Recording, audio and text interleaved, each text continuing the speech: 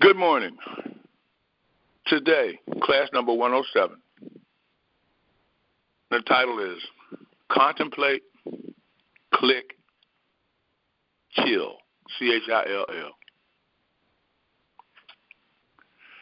And the reason I chose this is because that's how life is expressed through us and as who we are. We have been given dominion over the earth. The earth is an idea that belongs to God, and we have dominion over all of the earth. The earth is filled with vegetation. It's filled with waters and sea creatures. It's filled with skies and birds and trees and fruit. And all of those things we have dominion over because they're all the ideas that are of God. We need to also understand that there's no such thing as cause and then an effect. God is cause and God is effect. Cause and effect are one and the same. That is the two that are in agreement with each other. The moment I recognize I am spirit, I possess my soul magnifies the law, all of that is all one thing. I am spirit, I am soul, I am body. I have dominion over my body because my body is an idea that belongs to God, and I have dominion over it. Now, this whole thing we call life or life experiences, it appears to have a start. It appears to have a journey. And then it appears to have an end of a journey. Just like, for instance, let's say we're going to go off on a trip, a road trip. We're going to drive from wherever we are to a certain destination. And let's say that destination could be 400 or 500 miles, or it could be, somewhere that we've never been. And so we're going to have a start. But before we start, we're going to have a map that determines our destination. And then that map we'll be able to plot certain places that we're going to go through. Just like when we had the group back in Michigan, we went from Detroit to L.A., and we mapped out a course of where we were going to go and where we were going, and we mapped out places where we could stop and what have you. But we contemplated the trip. Now, I know that I contemplated where we were going. I was looking at the map. I know Kenny contemplated where we were going. He was looking at the map. He was one of the drivers. We had a 22-foot motorhome, and there was 13 of us on there, the group and our wives and children. And so we were going to we contemplated where we were going. We looked at it. We saw it. I had never been to Lincoln, Nebraska. I had never been to Cheyenne, Wyoming. I'd never been to Salt Lake City, Utah. I'd never been to any of those places, Las Vegas. But in my mind's eye, on the map, it was saying, follow this particular route, and it's going to take you to L.A. And so we contemplated it, and as we went along, and then we would stop and what have you, we look where we are, and then we go on. But we've already contemplated. We've got this click, this feeling on the inside that we're going to get to our destination because we have a map. And then after we we have this click. We're relaxing. Now, we ran into some challenges along the way. However, we still knew we were going to get to where we were going. And so, we go through Arizona and we through all these places. But once we got this click, we could chill. We knew the way. That was the only thing that got us started.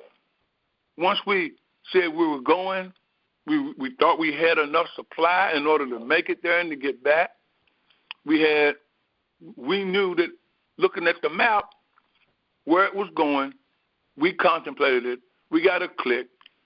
Just about everybody was in agreement. Well, a couple of people in the group that were afraid. But we got where we were going. And what was really, really powerful was Kenny's wife was pregnant with their youngest daughter. And Cynthia had Jamal and Shauna, and they were real young, but the women weren't afraid. But our guitar player was afraid and couldn't wait to get back home. And, in fact, when we got back home, he quit. Said, y'all crazy. But yet he was wanting to be a servant of the Lord. But that's neither here nor there. The whole point is we contemplated it. We got a click. It's all right to go. We felt good. And then we just chilled. We relaxed. And no matter what situation we found ourselves in, that ability to be relaxed led us into getting things done. If something challenged us, we got around it. We got through it. And we went to L.A., and then we recorded. We had challenges in that, too. And then we were able to get back home. And so I have broken down what I call a Q&A and asked some very pertinent questions that go along with some things that you will have to contemplate, some things that you will get a click on if you contemplate them strongly enough, and then you'll relax, and you'll see those things falling in place. Now, we have to come into an understanding that we don't need to create where we're going. First of all, we're already where we're going. It's just that we're unloading stuff along the way because we have the map. We've contemplated. What we should be contemplating is we're already where we're supposed to be. And then we live in a relaxed mode. So we don't have to create where we're going. We're already in what we call eternity. The other thing that we need to understand is all things were made by him. That means God. God made all things. All things are ideas. There is no such thing as a material effect. No material things. All things are ideas in the mind of God, and we have dominion over all these things. Now, as we contemplate that and feel that little click on the inside, a little relief, we know that we're where we're supposed to be. Now, let's ask a series of questions, and these are things that we will contemplate. And when we get that feeling of a release, then we will know that we can relax in that particular state. The first question, what are the things that God did not make? The answer came back to me is opposites. God did not make opposites. God didn't make good and evil, good and bad, success and failure. God didn't make any of those things. So, who made those things? And the answer is nobody. Those things happen to be a false sense of looking at something. Seeing things from a false perspective. They have no cause and they have no law. They have no principle. They have nothing to sustain them. That's why on certain levels, so-called sick people get well. On certain levels, so-called situations that are let's just say inharmonious, they turn into harmony. And then, but more often than not, things that appear to be harmonious turn into those things that are situations of disharmony, things that are aggravating, things that are turmoil, upside down, divisive, all of those kinds of things.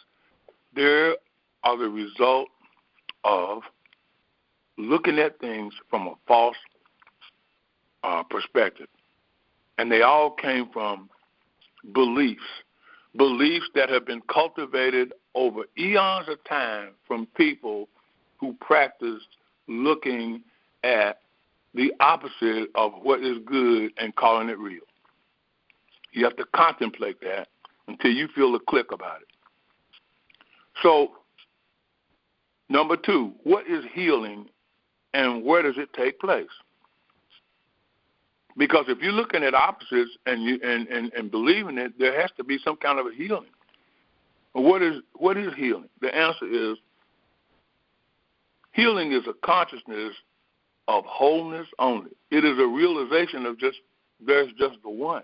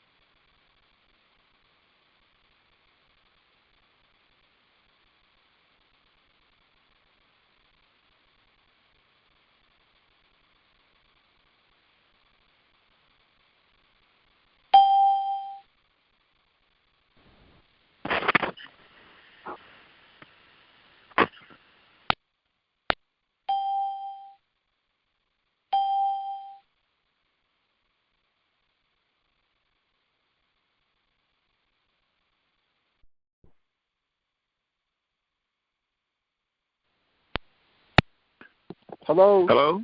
Hello? Hello? I was kicked out of It went out. I was kicked out. Me too. I was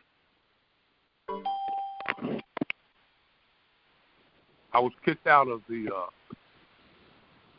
I don't know what happened. Yeah, it went silent. Yeah. Well, I was kicked out completely. I was in the middle of I was going on number 2. It was number 2. I was on number What 2. is healing? Yeah. And I'll try to start the recording all over again at number 2. I'm not going to mute anybody. Okay. And I changed phones, so you guys will, I'm not gonna mute you. But we should mute. Yeah, you can mute if you want to. Right.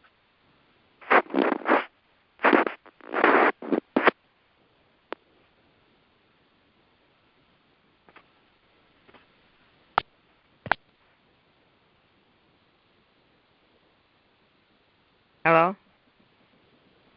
Hello? Yeah, well, Hello? I'm here. Hello? Hello? Hello? All right, hold on. Let me try Okay. to.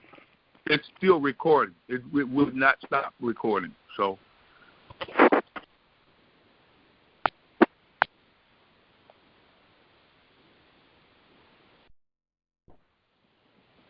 Okay. We'll just pick up at number 2. Okay. What is healing, and where does it take place? And I was going to say that it takes place in consciousness. Healing is a realization that God is all. Healing is a realization that this false thing that we're looking at it through a glass darkly. We're looking at it through a false belief, a belief that has been cultivated, as I said, over eons of time by people who were dependent on their 5 senses to make judgments. And even though Jesus had said, don't judge by appearances, they continue to do it. And it's out here, and you cannot get away from it. I don't care who you are. When you come into this world, you're going to see the false beliefs of people who came before you. Your job is to stay focused on the fact that you are spirit. You possess your soul, and your soul is doing the direct, as Mary said, my soul magnifies the Lord. The law, that which expresses only what God is, because God made all things. And we know that the ideas that God made are ideas of perfection, and they have no opposite, nothing to fight against. That's what he meant in Isaiah 54 when he said, no weapon formed against you will prosper. You have inherited the consciousness of the Christ, which is God, which is what you are. So number 3, if God didn't make it, how can it exist? And the answer is it can't. It doesn't exist at all. To exist means to stand out. And so you look up and you say, well, this error, this evil, this bad stuff is standing out. No, it's not standing out. It's just that the false sense is looking at it. But what stands out is the principle behind the reality, which is true. And you have to look and see the invisible. You have to see the principle. You have to look and see that the principle of 2 times 2 is 4. And you will never, ever see the 4 or the 2 times 2 change. They can't. It is impossible for a principle to change. The principle of life can't change. That's what stands out. That's what exists. It looks like that does not stand out. It looks like we have eons of people, millions of people saying 2 times 2 is 5. We have all kinds of people that are saying, I'm broke, I'm poor, I don't have this, I don't have that. But standing behind all of that error is the principle of life, the principle of abundance, the principle of truth and harmony and love. All of that stands there. The principle of wisdom, love, joy, peace, faith, patience, meekness, kindness, temperance, self-control. All of the gifts of the Spirit, those are the things that stand out, and those are the things that few people find. You see, wide is the gate that leads to destruction, and many there be that go in. But straight is the gate, and narrow is the path that leads to eternal life, and few find it. Why? Because it's not anything that you can look and see with your 5 senses. It never looks like you're headed where you're going.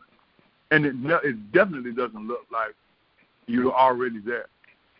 It never looks like that. So if God didn't make it, it doesn't exist. Number 4, where are the opposites of good coming from? They are illusions. As I said, false sense of mind. We see through a glass darkly. It represents the opposite of the true mind, the only mind. These false images are just out here. They're all over the place, everywhere you look. Yesterday, I was on my way home, and as I was driving, it was funny. A squirrel ran out into the street right in front of my car. So I started slowing up because I didn't want to hit it. And a little thought came to me, watch, instead of him just going on across the street, watch him try to turn and go back from where he came from. And that's exactly what he tried to do, but I didn't hit it. And I said to myself, that's crazy. People always run back to what they know. They don't want to run into the unknown because they don't have any trust in anything. They will forget what they know. Trying to forget what you know will always put you in a worse state, especially mentally. So illusion, as I said, is a falseness of mind, and it's very easy to see. It's a wide gate. You just look at it and you can see it all day long. You can see it, and it's not going to change. It's going to keep being there. But when you choose to make your perspective looking at principle, looking at truth, looking at that which God made, God's perfect idea, watch the illusion begin to fade out of your experience. Does it fade completely away? No. Not, whatever you were struggling with anymore, but you'll look around and there'll be other people struggling with the same thing that you were struggling with. You'll look and you'll see people just making the same kinds of decisions that you used to make, but you don't make anymore because you are looking at the principle. And the principle has dominion over anything. The principle has dominion over 2 times 2 is 4. 2 times 2 is 4 cannot go back and tell the principle, I want to be 5. It can't do that. The principle is what God is.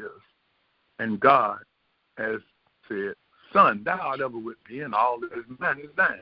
So then you have been given dominion over the effects, which are one with what you are, because cause and effect are one and the same thing.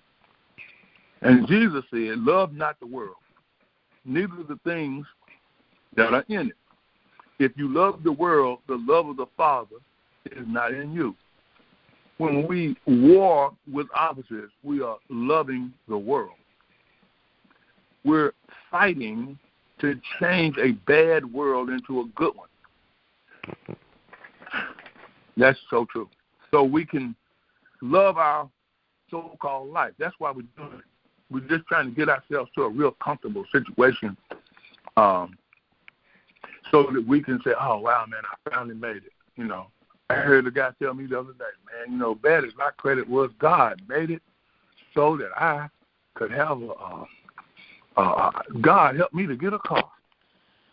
I said, really? At what percentage of interest? God helped you to get a car. I was talking with Kenny the other day, and I said, when Elijah was on the backside of that mountain, and he had eaten from a bird bringing him food, and he had drank water out of the brook, and he walked around on the backside of that mountain, and then there was an earthquake, and then there was a windstorm, and there was fire. That means the earthquake would have torn up everything around there. But Elijah is still living. I'm going, okay. So what are you telling me here? God says, well, God wasn't in the earthquake. God wasn't in the fire. God wasn't in the windstorm. And God was in a still, small voice. We're looking for God in the wrong place. You know, it's just think about it. Something going bad, you're looking for God to be in it. Something messed up, you're looking for God to be in it. God, fix this. God, please do this. And God's not in any of that. God's in the still, small voice. So when you love in the world and you're out here trying to make things happen and let's get something popping, brother, and let's do this and let's do that, God's not in it. God is in that still, small voice. And when you hear that still, small voice, that word appears as flesh. That's what we mean by cause and effect being the same thing. The moment you hear the still, small voice, that means you have contemplated correctly. That means that the voice is not speaking. The voice is always speaking. But when you are contemplating correctly, the still, small voice speaks. You hear that and you click on the inside. You go, oh, wow. And you feel differently about something. And then you can chill. You can relax. You can breathe. That's what they mean by take a breath. Well, they're trying to get you to relax, but you can't because your mind is all caught up on what? I don't know that God is not in this. And then there'll be the ones that'll come up, well, God is everywhere. No, God is not everywhere. God is everywhere that God is, and what God has made, that's where God is, but God's not in the earthquake. God's not in catastrophic situations. God's not in a monsoon. God's not in the tidal wave. God's not in any of that. God's not in all those fires out in Oregon and Washington State and California. God's not in any of that. God's not in that. God's in the still, small voice. And the patience that we're supposed to bear the fruit of is waiting to hear the voice, not waiting for something out here to change. Patience is waiting to hear the voice. And you hear the voice if that's what you're looking to hear. You are listening. And if you're looking to hear that voice, what you're saying is, thy kingdom come. Because you're asking for the counsel, the word. And when the word comes, it's a tree of life.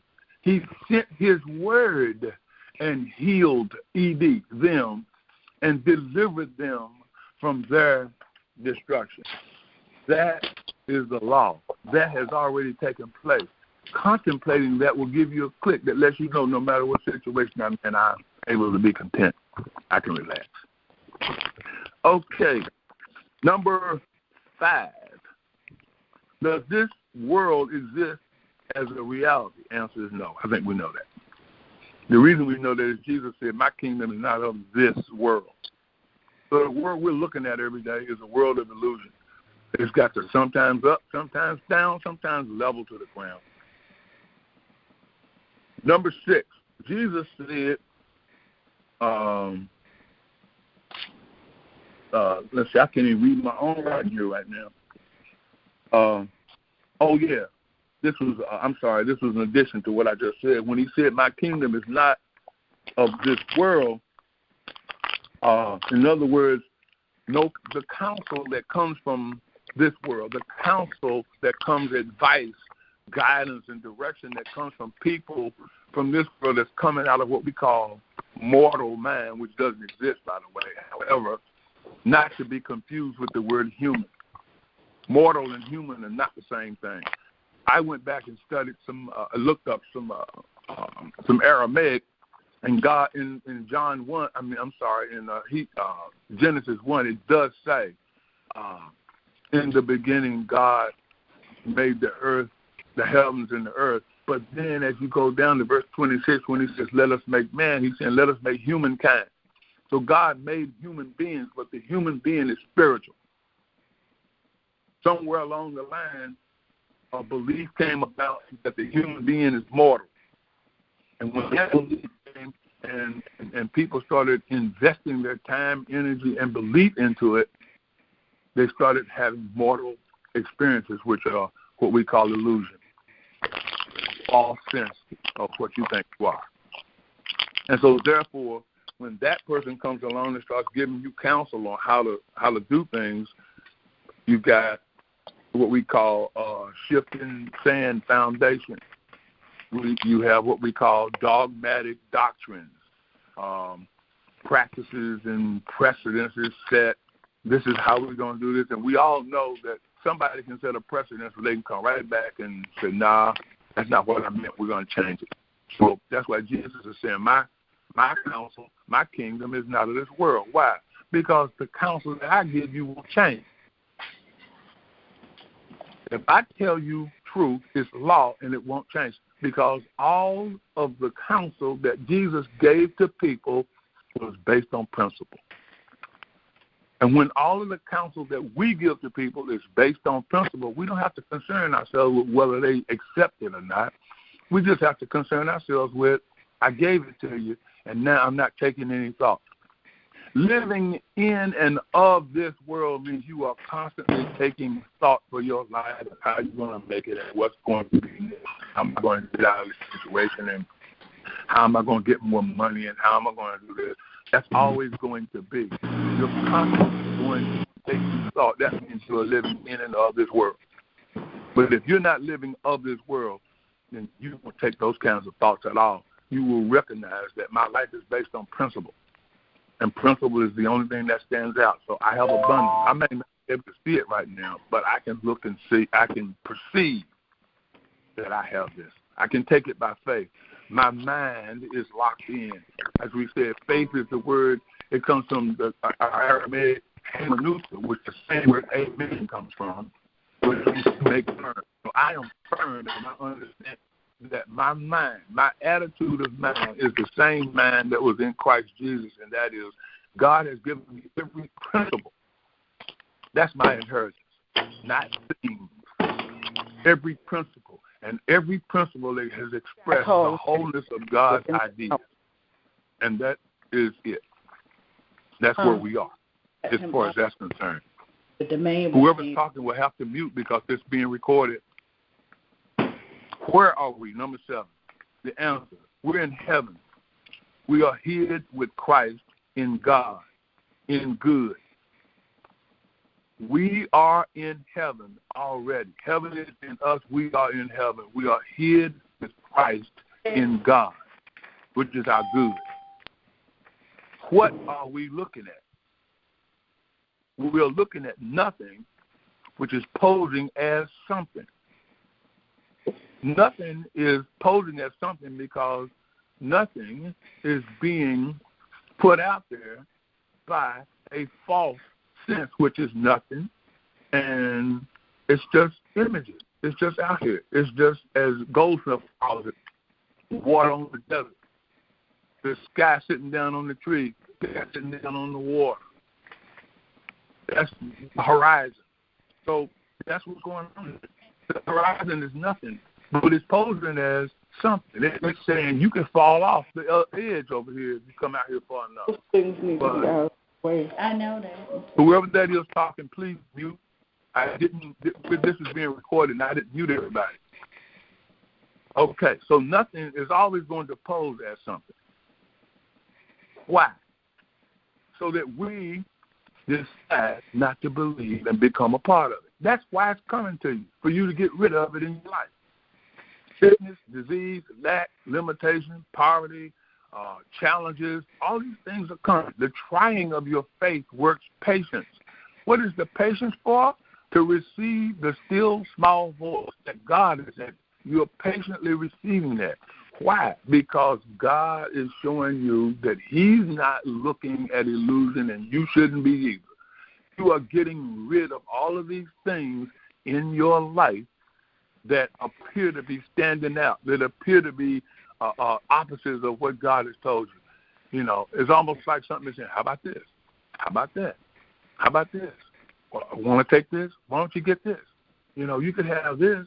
If you do this, this will happen. You can, all of that stuff. It appears to be good, but that's that wide road that we talk about. But the straight gate, the narrow path is, I am patiently allowing my faith to be tried because I am not going to move from this firm stance that I have taken, that there is only God, divine principle, expressing as divine ideas. And those ideas have no opposite. Okay. Number 10. So the decision is ours, huh? And the answer, yep. We're free choice beings. So why is this so disheartening? Number 11. And the answer is, it's not disheartening to a spiritual being. It's disheartening to mortality, trying to become immortal. The reality is we're already immortal, and this salvation is the saving grace that keeps us from becoming mortal. See, it's disheartening to somebody. I'm just going to just let go, and as they say, let God. I'm just going to be free. I'm not going to get any kick out of this. I'm not going to be able to stand up and say I pulled myself up by my bootstraps. I'm not going to be able to say that I'm responsible. I did this. And that's disheartening. But for the person who realizes I'm a free choice being and I choose the grace of God, I don't have anything to fight with. I have no accusers. I'm done. That's what you're looking for. That means you clicked. That means you're chilling. That means you're saying, I'm patiently standing firm in that which I know to be true, which is principle. I want to pause here and share something with you. Yesterday, I called my daughter-in-law, and I called her, and I said, I was just inspired to call you and to share this with you. She said, Dad, you know what? She said, you've been on my mind this morning, and she said, I couldn't get you off. She said, and there was something you said to me, and I was going to call you and ask you if you could explain it to me and tell me where that scripture was. And I said, what's that? She said that there's no devil. The devil is already defeated. I said, that's Hebrews 2:14. She said, wow, it's right on your tip of your tongue. I said, yeah, because that's really important. I said, what it says is, he, through his death, has destroyed him who had the power of death, which is the devil. I said, think about that. The only person who had the power of death was illusion. And Jesus destroyed the illusion through his death. In other words, I got up in 3 days, and I showed myself to people. And that's the same thing you're going to do. I said, so that child, my grandson, and your middle son, with the illusion of autism, we need to look at principle. Principle does not express as autism. She was like, wow, Dad, see, that's what I was looking for. She said, that's hitting the nail right on the head. I said, yep. And if we were to let the devil go, we would see our lives begin to express the greater works, those works that we said that we were going to be doing. So let's get into technology a little bit. So are all the advances in technology, are they real? And the answer is no. Why would God need to advance on perfection? If you start out knowing something is perfect, technology is just a quicker way to getting to what is already perfect. Technology is not making anything perfect. I see so many churches up there saying we are co-creators with God. What do I need to co-create if God already created everything? Creation is finished.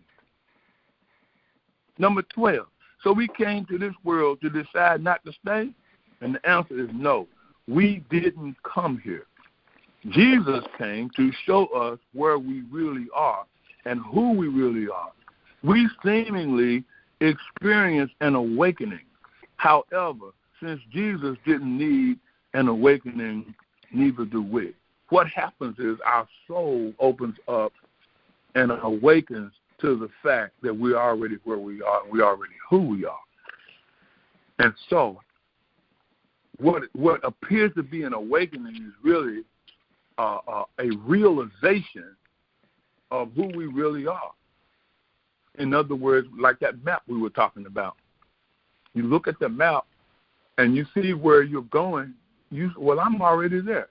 It's sort of like Katherine Johnson said in Hidden Figures when the guy in charge said, "So you think we can get to the moon?" She said, "I'm already there." Why? It's just an idea, and an idea is complete. Well, what about an idea to steal something? That's not an idea. That's a false sense of reality. That's a false sense thinking I don't have something, and that means I'm calling God a lie. So I can't have an idea to break God's law. I can't have an idea to steal something. Ideas are perfect and complete. They are the substance of what it is that we've hoped for. Number 13, what fuels or powers this world? The answer is the love of money and sensuality. Who has the money or access to the money is him who has the power or key to sensuality. I feel good if I have enough power. And if I have money, I have enough power. And I can go and do whatever it is I want to do and live any kind of way that I want to live. All I have to do is be lucky enough to have enough health to keep living. But if I got billions and I got some devastating illness on the inside of me that's killing me, then I'm in trouble. See, I was not safe, neither was I secure. That's what Job said. I had everything, but I wasn't safe and I wasn't secure. I had enough money. I had all this stuff, but now, though he slay me, the he that slayed him was his lack of understanding that there's a principle that says you still already have all of this stuff. You still already have abundance. You still already have an understanding of the truth. You still already have the consciousness of the Christ in you, Job. And when the counselors of this world came to him and accused him of all of this stuff and what have you, and Job was able to stand firm, he still had one thing he did not understand. And when he realized that God had made all things, Job, where were you? Where were you when I created the world? Where were you when I created all of this stuff? And Job said, I heard of you with the hearing of the ear, but now mine eyes seeth thee, and I repent in dust and ashes. I changed. I realize now I'm one with you. And Job received double of everything that it appeared that he had lost. Number 14. So who told you you were naked? Have you been eating from the tree of illusion? You know, it's only filled with beliefs or false sense of things God didn't make. Every time we judge by appearances, we are eating from the tree of illusion. Now, you contemplate that and get a click. Every time we judge by appearances, we are eating from the tree of illusion. Who told you you were naked? Where did you get this from? That's in Genesis 3. They were naked and unashamed. Who told them? Where'd that come from? You ate from this tree, and the eyes were open. What? We're talking about a guy who became a living soul. The Lord God had put him to sleep. When did he wake him up? He brings woman out of his rib, and man says, I'm going to cling to this. And then the next thing you know, they're eating from an illusion. They're buying into the Kool-Aid.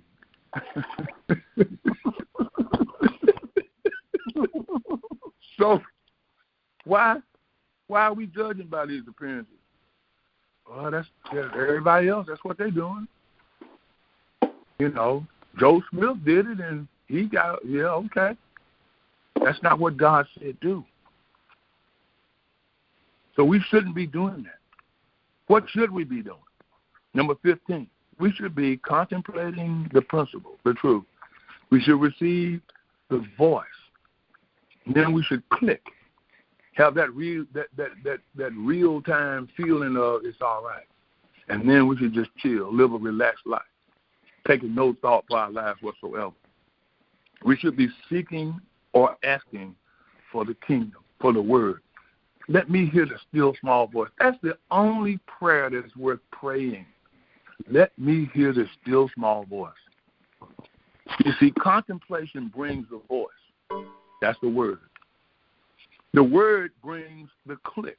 That's the relief from looking at the illusion and worrying about it. And then the chill is the rest. You enter into that rest, the Sabbath, when you have received that click and when you have contemplated the word. Our faith heals our perspective. When we see correctly, we stop trying to change appearances. The soul opens and the reality sets in. That's what we're looking for. We're looking to contemplate the truth. That's every day. That's my work. Contemplate the truth. And then that's the next thing is Why am I doing that? Because I want to be released from worrying about this situation. I want to click. That's a release. So that I can what? Chill. Bernie Mac said, chillax. I want to be at ease. I want to be at peace. I want to walk around and know that nothing has separated me from the love of God.